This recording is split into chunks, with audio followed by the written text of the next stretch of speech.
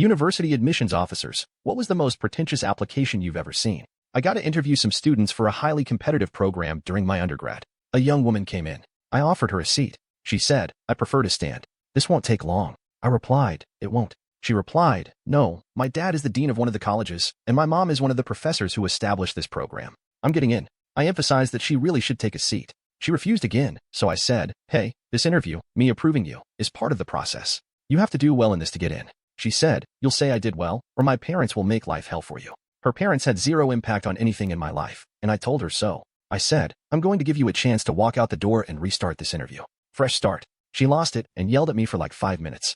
I filled out the interview sheet with direct quotes from her tantrum. She did not get in. A few days after decisions were made, I got an email from her father, who was, in fact, a dean. He asked me to come in and have a chat with him. When I went to see him, he had a copy of the interview sheet where I had several direct quotes from his daughter. Some of the quotes were awful and directed at me, my family, and basically everything she could attack. He apologized profusely for his daughter and asked if she could redo the interview.